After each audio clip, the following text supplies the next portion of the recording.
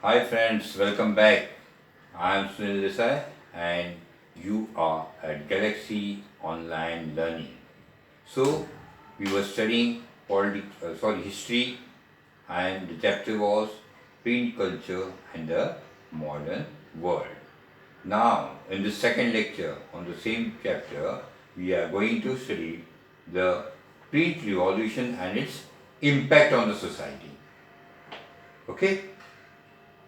See, what happened was that with the printing revolution, more and more books started being produced, and more people started reading. So, a new reading public emerged.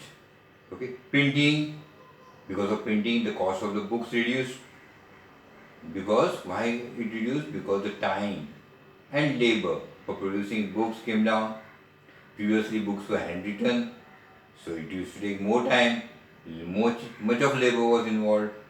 So with time and labor coming down, the cost of the books also came down. Multiple copies now can be produced in lesser time. So, and with ease. So what happened? More and more books started coming in the market, and books flooded the market. Okay. Access to these books created a new culture of reading. Before printing technology, before the print culture, people merely used to listen to things. Knowledge was given orally, but now a new culture of reading came into existence. Previously, reading was restricted only to the elites because books were very costly and they were not being produced in a sufficient way. So they were not enough compared to the demand. So only it was restricted to the elite. Okay, but now and common people they had to just listen. They had to just listen to the religious texts or the holy books. They had to listen to the ballads. They had to just listen. But now they could read. Okay. Before the age of print, books were not only expensive, as I told, but they could not produce in sufficient numbers.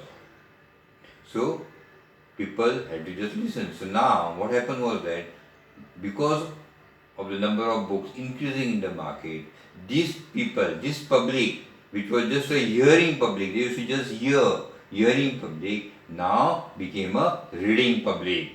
Okay? It became a reading public. But this change, this transition was not simple. Books could be read only by those who were literate. There was a see now anyone can't read a book because if he is illiterate, he can't read that book. So books could be read only by the literate. And at that time, the rate of literacy, that is in the 19th century till the 20th century, the rate of literacy in Europe was very less. So now the publishers had an idea. They wanted more and books to be published so that they can make money. So what they did, they saw that there is one market. We who are the listeners can help us to sell more books. How? They can't read, but if we publish what popular ballads, ballads of what? Ballads of what? Songs of heroes, of their bravery. Okay, then if we have folk stories written, if we publish them, then more and more people will be interested in listening. And when more and more people are interested in listening, people will buy those books and the literate person will start reading it. Okay, so to attract those people who are not literate, the illiterate people, what they did was that they started publishing books which can become popular with the common people. Okay, so these books were then read by literate people in small gatherings in villages. Okay, in villages and in small gatherings or in taverns. Taverns means what you call in Hindi adde pe. Okay, people used to gather together. People gather together there for taverns for food, for alcohol. So they gather together. There these books were read. So the reading public and the listening public, they started intermingling, they started getting mixed. The line between the reading and the listening public slowly getting blurred. Okay, they started getting mixed. Okay, and they intermingled. Now what happened was that there were certain people like the authorities, like the elite people or those authoritative people, the monarchs, okay, they they disagreed with this printing media. Why?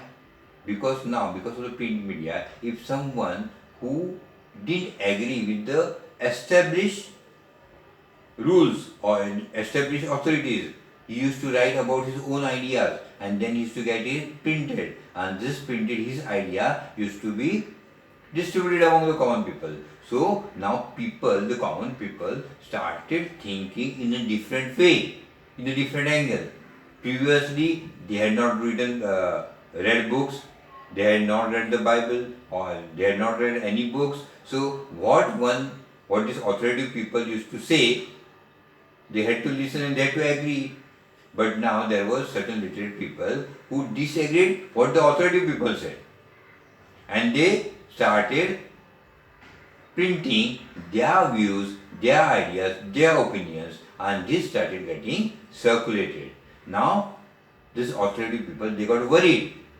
If suppose these ideas which were against them, if they get circulated among the common people, then they thought people will start asking questions to them naturally. So they thought people will become irreligious because of it. They will be rebellious against them, against the authorities. So they were against this printed books. They thought that what they were teaching them so far, the authority people, they thought that they were valuable ideas. They won't listen, common people. Okay? So they started criticizing this printed literature. Now let us see what impact this had on a particular thing, on a particular sphere, and let us consider about religion. How did the authorities of religion, like the churches, churches, they read the Bible and they told the meaning of the Bible to the common people. Understood? They told, and they interpreted Bible. But there were people who, because of these printed Bibles, many other people, common people, also started reading the Bible, and they started interpreting Bible in a different way. So people started to become rebellious. Okay, now let us see. See, in 1517, what happened was that in 1517, the religious reformer Martin Luther wrote 95 theses. Which book he wrote? He wrote 95 theses criticizing many of the practices and rituals of the Roman Catholic Church. In his 95 theses, he criticized the Roman Catholic Church. He criticized the practices of the Roman Catholic Church, and the rituals. And he printed one copy of it, of his post on the doors of the church door in Wittenberg. And in that, he challenged the church. He challenged the church to debate his ideas. His interpretation of the Bible was different from the interpretation of the church. So he said, you can debate. He gave a challenge to the church that let us have a debate. Okay. Luther's writings were immediately reproduced in vast numbers and read widely by the common people. This led to a division within the church and the beginning of the Protestant Reformation. Okay, Protestant Reformation. Luther's translation of the New Testament sold 5,000 copies within few weeks, and the second edition appeared within 3 months. So, Luther's views were appreciated by the common people. Okay, so there was a large demand for Luther's prints, Luther's copies, Luther's 95 theses. That's why Luther was very much happy. And he said that Luther said, printing is the ultimate gift of God and the greatest one. Because because of printing, he could interpret Bible, the Holy Bible, in a different way. Several scholars, in fact, think that print brought about a new intellectual atmosphere and helped spread the new ideas that led to Reformation. Several scholars felt that the print media की वजह से, because of the print media, what's happening? People are now thinking in a different way. So a new intellectual atmosphere is being created in the society. Those who are literate are reading the books and they are thinking now. Okay, so an intellectual atmosphere has been created in the world, and this is going to lead to a reformation. Okay, now let us see how the next point is the print and dissent. Print and popular religious literature stimulated many distinctive individual interpretations of faith, even among little educated working people. Martin Luther was a literate person, okay, but because of this printing material, what happened was the printing culture. What happened was that even little educated people also started thinking. He may not be the person who may not be scholars, but now they were knowing to read. And since they were knowing to read, they started reading more and more things, and now they started interpreting things in their own way. In the 16th century, Menuccio, a miller in Italy, began to read books that were available in his locality. He was just a miller. Miller means he may be working in a mill or he may be owning a mill. Owning mill means flour mills where crops have been, grains have been crushed to make flour. That's a mill, flour mill. Okay, so he was working. He may be working in a flour mill or he may be a mill owner. So he was not some scholar, but he started reading books which were available in his locality, and he reinterpreted the message of the Bible and formulated a view of God and creation that enriched the Roman Catholic Church. So he had his own interpretation of the Bible. He had his own interpretation about God and the creation. Okay? And this the Roman Catholic Church, the established Roman Catholic Church didn't like. They got angry. When the Roman Church began its inquisition to repress heretical ideas, Menuccio was hauled up twice and ultimately executed. What the Roman Catholic Church, what did they do? They started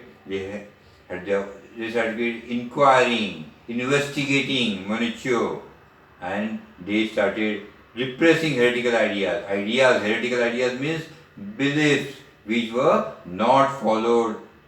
Okay, the church had its own teachings, but these people, these ideas which were against the ideas of the church, they are called heretical ideas. When they started repressing these heretical ideas, and finally Menuccio was executed, means he was killed. The Roman Church, troubled by such efforts of popular readings and questioning of faith, imposed severe controls over publishers. So Roman Catholic Church got angry, and because people, these popular readings, they started questioning the faith. So what they did, they started having severe controls over publishers and booksellers, and they began to maintain an index of prohibited books. They started making a index of books that this book should be prohibited, this book should be banned. So from 1850 onwards, they made an index that this book, such and such a book, should be banned because this was, what was printed in it? Heretical ideas against the church, what the church was teaching. They were just opposite. Okay. So here you see in figure 10 what they have shown, the Macabre dance. So the 16th century print shows how the fear of printing was dramatized in visual representation of the time. in this highly interesting woodcut, the coming of printing, what they said was that this printing media, what they are doing, they are devils. They are changing your mind. The church is saying they're changing your mind.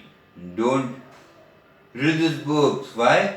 The devils want, they are doing whatever possible. Huh? They are printing this book because they want you to go away from God. That is what the church started propaganda. That was the propaganda of the church. Okay. Erasmus, a Latin scholar and Catholic reformer, who criticized the excess of Catholicism but kept his distance from Luther, expressed a deep anxiety about printing. He wrote in Adages, "To what corner of the world do they not fly, these swarms of new books? It may be that one year and they contribute something worth knowing, but the very multitude of them is hurtful to scholarship, because it creates a glut, and even in good things, satiety is more harmful. Fill the world with books, not just stifling things, but stupid, ignorant, slanderous, scandalous, raving, irreligious, and seditious books, and the number of them is such that even the valuable publications lose their value." What he felt that this new printed books, they are seditious, they are against the government, they are pitiful, scandalous, they are writing. This may prove what? That the old age thinkings, okay, the authoritative ideas are not good, and this is not fair for the society. Okay, now let us come to the next point, the reading mania. Through the 17th and 18th century, literacy rates went up in Europe. Slowly, literacy rates started going up. Churches of different levels, there are churches of different levels, they set up schools in villages. You must be knowing of missionary schools. So these missionary schools were set up in villages, carrying literacy to peasants and artisans. So common people, peasants working in the fields, artisans doing small work. Okay, so they also started becoming literate. By the end of the 18th century, in some parts of Europe, literacy rates were as high as 60 to 80%.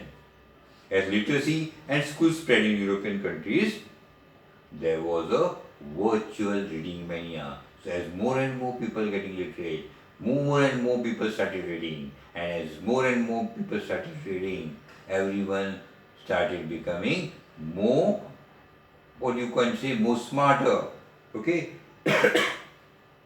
people wanted books to read, and printers produced books in every increasing numbers. More and more people wanted books, and naturally a big market for the publishers, for the booksellers. So more and more books started being published. So new forms of popular literature appeared in print, targeting new audience. So now all these audiences were new. So new type of literature. Booksellers now started employing peddlers who could go door to door and sell books, who could go to villages, peddlers going on a cycle or walking, taking books along in their bags and selling. There were almanacs, or what you call in Marathi panchangs, okay, or ritual calendars, along with ballads and folktales. But other forms of reading matter largely for entertainment. Almanacs were being panchang, people started reading the panchang. Then ritual calendars, ballads, folktales, they were becoming, at the same time, people wanted something for entertainment also. Okay, so people began to read. So, what was in England, penny checkbooks were carried by petty dwellers. Checkbooks means small books. Okay, diary size, pocket diary size books. They were called checkbooks, and they were sold for a penny. And the people who used to carry these books were called chapmen. Okay, they used to sell these small books. They used to be sold for 1 penny. For example, for in India, 1 paisa. Okay, so naturally, anyone can buy this. Book is sold for just 1 penny. So even the poor can buy and get entertained. So there was a large demand for this chapbooks. The people used to call the booksellers or the peddlers who used to come at home and sell these books as chapmen. Okay. In France were the Bibliothèque Bleue, which were low-priced small books, and they had the paper quality was poor. Naturally, you have to sell it at a cheap price. So the paper quality was poor, and the cover was blue in color. The Bibliothèque Blues. Okay. They were bound in tube blue covers. Then there were the romances printed on 4 to 6 pages, romantic books, romantic stories. They were small books, romantic stories of how many pages? 4 to 6 pages. And there were also substantial histories, which were stories about the past. Books were of various sizes according to the taste of each person. Now the number of persons reading, the reading public had grown, so everyone had his own taste. So books were now of different varieties. There were histories, there were ballads, there were folk tales, there were romantic books, there were almanac. So according to each stage, there were varied type of books. Okay. The periodical press developed from the early 18th century. Now periodicals also came. What are periodicals? Which are printed after period for weeklies or fortnightlies or monthlies. So they also been started printing in the early 18th century. They used to combine information of current affairs along with entertainment. So what you used to get in periodicals like weeklies or monthlies, there used to be entertainment as well as current affairs, what's happening in the country, what's happening in your neighborhood, or what's happening in the world. So newspapers and journals carry information about war and trade as well as new developments in other places. So newspapers and journals came into the market, and in the newspapers and journals, what you used to get? You used to get news, you used to get news about wars, you used to get news about trade and about the new developments which were being taken place in other places. Similarly, the ideas of scientists and philosophers now became more accessible to common people. Now common people could read the ideas of scientists. Okay. Ancient and medieval scientific texts were now compiled, were bound together and published. Maps and scientific diagrams were widely printed. Now imagine when scientists like Isaac Newton began to publish their discoveries, they could influence a much wider circle of scientific minded readers. There were people who were interested in science fiction, in reading scientific matter, and when a scientist like Isaac Newton started publishing his books, naturally there were so many scientific readers who were interested in reading scientific things. Okay, scientific minded readers, their circle increased. The writings of thinkers such as Thomas Paine, Voltaire, and Jean-Jacques Rousseau were also widely printed and read. Thus, the ideas of these great philosophers, of the ideas of science, ideas of reasoning, ideas of rationality, they find their way in popular literature. Okay? Now, by the mid 18th century, there was a common conviction that books were means of spreading progress and enlightenment. The people started thinking now that yes, because of the books we are getting enlightened, we are getting more knowledge, and that's why we are getting progress. Many believed that books could change the world, liberate society from despotism and tyranny. People started thinking that because of the books, what will happen was that this will change the world from despotism, from tyranny. The despotism means julum, jabardasti. From that, the world will get liberated, the society will be liberated. And they felt that now reasoning and intellect would rule. Now tyranny won't rule. Now despotism won't rule. Now what will rule? Now reasoning will rule. Now intellect or intellectual people will rule. Louis Sebastien Mercier, a novelist in the 18th century of France, he declared that the printing press, Louis Sebastien Mercier from France, okay, he was a novelist in the 18th century. What he declared? The printing press is the most powerful engine of progress, and public opinion is the force that will sweep despotism away. In many of Mercier's novels, the heroes are transformed by acts of reading. In his novels, what he used to show? He used to show the hero of that novel. He has transformed. Why? Because of reading. Because he is reading more and more books. So he is getting enlightened. And when he is getting enlightened, he is fighting against despotism. He is fighting against tyranny. That's why Mercier proclaimed. What he proclaimed? Tremble therefore. He said, now you have to tremble therefore. Tyrants of the world, जुल्म जबरदस्ती आप जो कर रहे हैं, आपको अभी डरना पड़ेगा, आपको कांपना पड़ेगा. Why? Because a virtual tremble before the virtual writer. Because now, because of these writings, now your rule won't be there. So you will have to tremble. So many historians have argued that print culture created the conditions within which French Revolution occurred. Okay, many historians they say because of this print culture, many philosophers they wrote during this French Revolution. You have learned French Revolution last year in the 9th standard.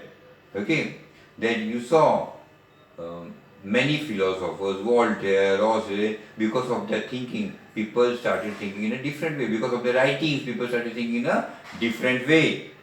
But is it true? Do you agree that just because of the philosopher, French Revolution took place? There are arguments to this. There are 3 types of arguments, okay, regarding this. The first argument is that print popularized the ideas of Enlightenment thinkers. Collectively, their writings provided a critical commentary on tradition, superstition and despotism. They argued for the rule of reason rather than custom and demanded that everything be judged through the application of reason and rationality. They attacked the sacred authority of the church and the despotic power of the state, thus eroding the legitimacy of a social order based on tradition. The writings of Voltaire and Rousseau were read widely, and those who read these books saw the world through new eyes, eyes that were questioning, critical and rational. Now, one group of people, the first group of people, what they said was that because of the writings of philosophers like Voltaire and Rousseau, people started thinking in a different way. Before that, people were thinking what the church or what the monarch was saying was right. Okay, what they were right, and they were just accepting what they were saying. But now, because of the writing, they started questioning. They started thinking. So, they say the first argument is that because of the print media, because of print culture, people in France changed their way of thinking, and this led to the French Revolution. Now, let us see the second view. The second view says that print created a new culture of dialogue and debate. All values, norms and institutions were re-evaluated and discussed by public that had become aware of the power of reason and recognized the need to question existing ideas and beliefs. Within this public culture, new ideas of social revolution came into being. The second view is that because of the printed culture, people started to dialogue, discuss, debate, okay, and because of this French Revolution happened. And the third culture, what they say is that by the 1780s there was an outpouring of literature that mocked the royalty and criticized their morality. In this process, it raised questions about the existing social order. You know, before the French Revolution, there were the three estates. Okay, that was the social order. So cartoons and caricatures typically suggested that the monarchy remained absorbed only in sensual pleasures, while the common people suffered immense hardship. This literature circulated underground and led to the growth of hostile sentiments against the monarchy. See, as you know, before the French Revolution, there were three estates, and the first and the second estate, the first estate and the second estate, they used to enjoy, live life to their will. Okay, as you know, before the French Revolution, what the Queen had said, Antoinette, what she had said is that if they don't get bread, let them eat cake. Means she was not knowing the hardships faced by the people of France.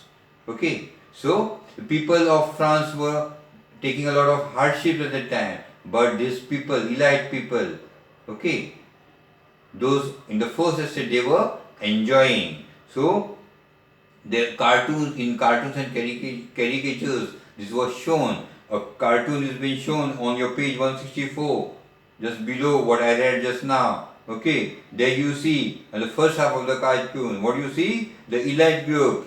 Okay, the people from the first, they are dancing, enjoying, whereas the people from the third estate, the peasants, they are working very hard. They are facing a lot of hardship, and this print was circulated underground throughout France. So that led to the French Revolution. The people's sentiments against the monarchy were very severe. So how do we look at these three arguments? There can be no doubt that print helps the spread of ideas. But we must remember that people did not read just one kind of literature. People were also reading literature what the church was producing. Okay, people were already reading the literature what the elite were reading. They were also publishing things, not only those who, the new group or those literate people. The church was also writing, they were also publishing. So if they read the ideas of Voltaire and Rousseau, they also were exposed to the monarchical and the church propaganda. The church also was making its propaganda. The monarchs were making their propaganda. So people were reading both the propaganda. What Rousseau was saying, what Voltaire was saying, as well as what the church was saying. They were not influenced directly by everything they read or saw.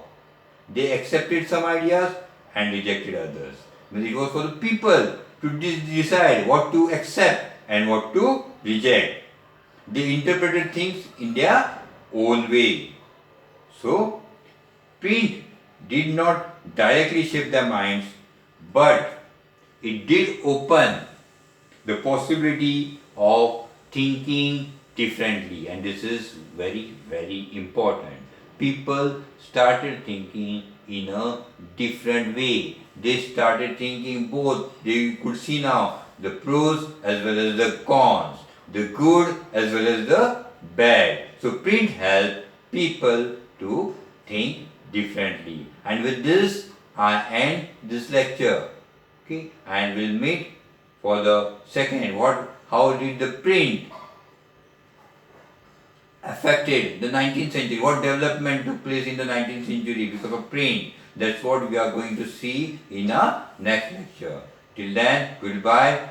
Go read this book again. Read this book, and we'll meet for the next lecture. Till then, bye. And what I'm saying is that once again, prepare your queries, questions, and please WhatsApp me.